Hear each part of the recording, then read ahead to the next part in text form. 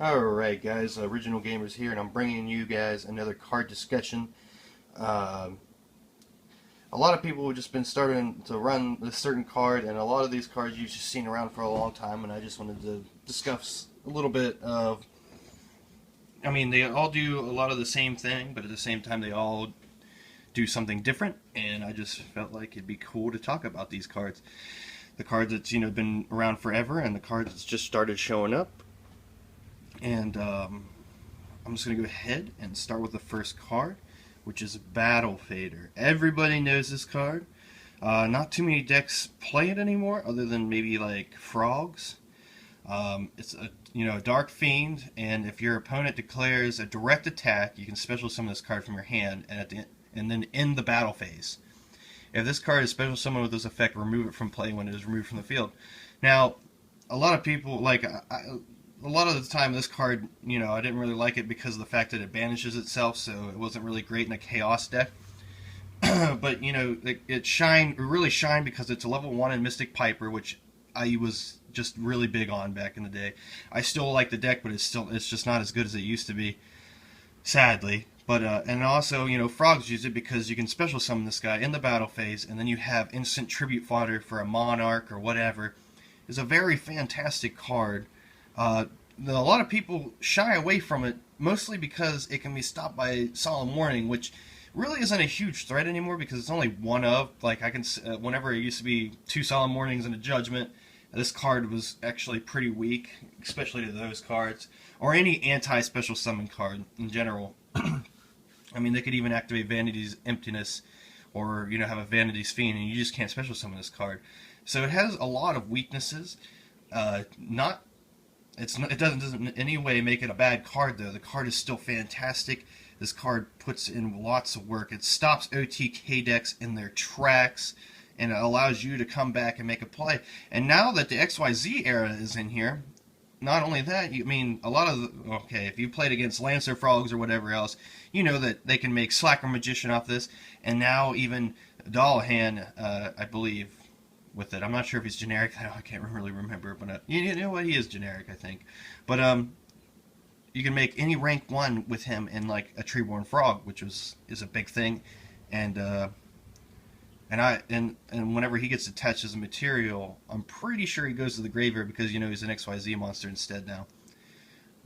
Great card, great synergy with a lot of different decks. Just a few weaknesses.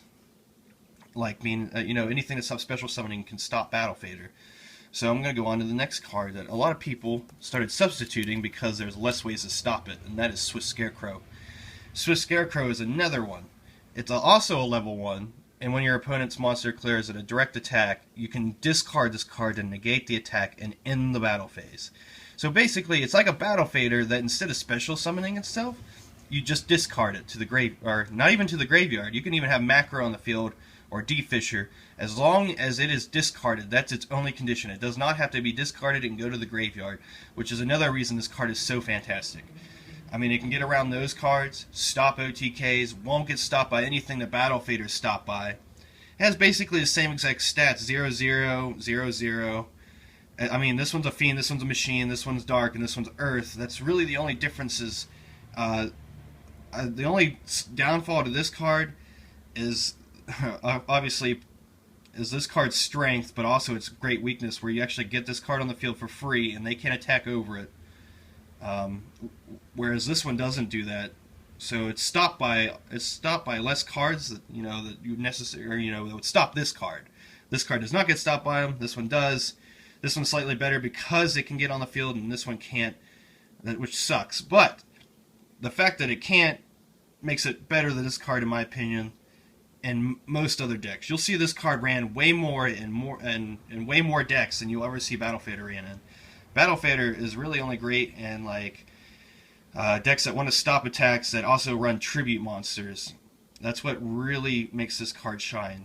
Running it in a tribute monster deck gives you a little bit more defense to OTKs and allows you to come back on a later turn by making a Caius or a Dark Dust Spirit or Fang Wang and the Spirit deck, great card, And Swiss Scarecrow is just all about stopping OTKs with little to no way to even stop it. There's some ways that people found out, like they could book a moon their monster to attack.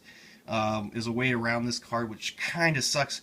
Which, in my opinion, is it's just it's really bad that they can just do something like that and then they get around it. And that's a reason. That's another reason why a lot of people have started running the next card I want to talk about. Obviously, these two cards are great at what they do. They're better in certain decks. This is better in a wider span of different decks than this one, because this one's mostly used, like I said, in tribute fodder decks or chaos. Even though he gets banished, I mean you could use it for an XYZ material and still get the dark anyway. But mostly anything that runs tributes. This one, just basically, you'll always know this card from maybe getting ran in Heretics 3, where they just did nothing but add their combo pieces to their hand so they could OTK you and keep you from OTKing them, basically, with this card. Okay. Now, the weaknesses of this card are not shared by this card, but at the same time, it's not, like, it's good, but it doesn't stop the battle like these ones do. The battle phase gets ended with these guys, but not with this one, and I'm just going to go ahead and reveal this card now, because this is another card that a lot of people have started running now, and that is Ghost Trick Jack Frost. This card has become extremely popular lately, and it's not even because of the Ghost Trick deck itself. This card is not very good in the Ghost Trick deck. There's way better cards that you would run in the Ghost Trick deck, honestly. And of course it shares stats almost all across the board, other than the fact that this one's actually got 800 attack, 100 defense. It's a level 1, it's dark, just like the rest of the battle stoppers, it's a level 1. What's really cool about this card is whenever your opponent declares a direct attack, you can change their monster, that attack, to face down defense position, and if you do, special summon this card from your hand in face down defense also. So you flip theirs defense, and then you summon this in defense, face down. Now, what's so great about that, I mean, it'll stop one attack that way, instantly, and then another monster will have to be on the field to be able to run it over. So it pretty much chump blocks 2 attacks. But that's not the great part. The great part is that you just book a moon their monster. And if you think about it, that's getting rid of their Biscayos. It's been locking you down from your your effects. It gets rid of, they got a Yamato on the field, and they got Crane in their hand. It puts it in defense, and you know what's really great about that? He's 800 attack, and Yamato's defense is only 200. So you don't even have to have another monster in your hand to get rid of Yamato. You just flip this back over and smack over top of the Yamato. No worry about Crane whatsoever. And that bitch is going to the graveyard. Never, well, possibly to return, but at a later time, of course. And then they no longer have their, then you can keep them from getting set up and killing you later, you know what I mean?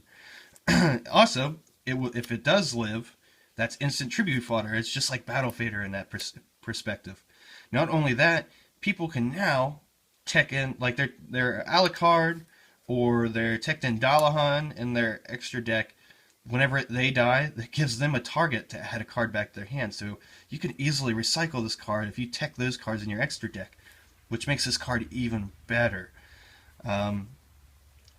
Like I said, it stops stuff like Gaios, it'll stop Yamato, it'll stop Bear. I mean, this card is insanely good. The fact that it can't stop the battle phase instantly kind of sucks sometimes, but the fact that you can just book a moon anything you want with a hand trap is fantastic. It's unreal. It's just so good. Like, if you ever thought Book of Moon was a staple card in your decks, you will love this card. I mean, it's not used in a bunch of decks, but like I've noticed a trend in a lot of the stall decks. I've seen Ghost Tricks run it, but they're not as good. I mean, it's not as good as in other decks, honestly. Like, I run this card in my Spirit deck. It runs fantastic. It gives me tribute fodder. It lets me Book of Moon their stuff. So, I can tribute summon my Dark Dust Spirit or my Fang Wing.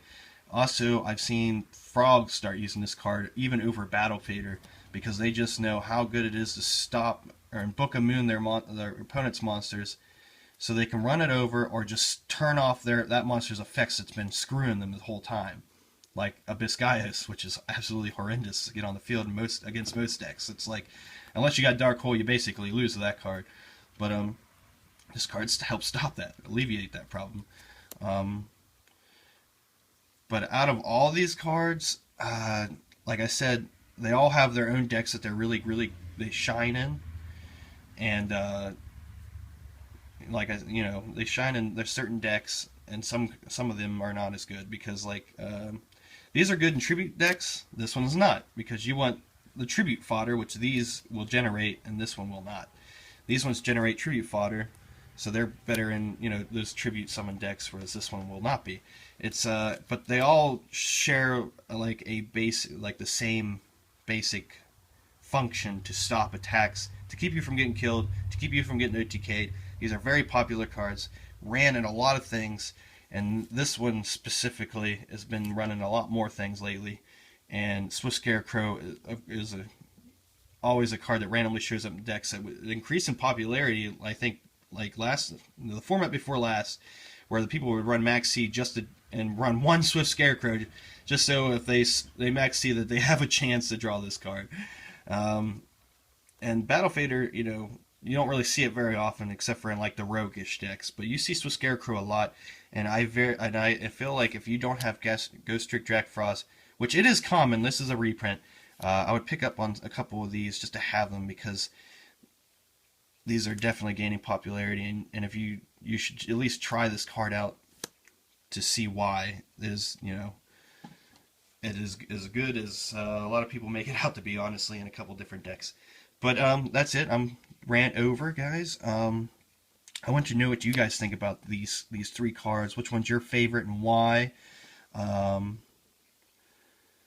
mean, which ones your favorite are, your favorite deck that you run it in, something. And also let me know your feelings about what I said about these cards. Let me know if you think I'm wrong, or how, right I am, basically. Or you could add more discussion to each individual card, honest. And anything that helps, guys.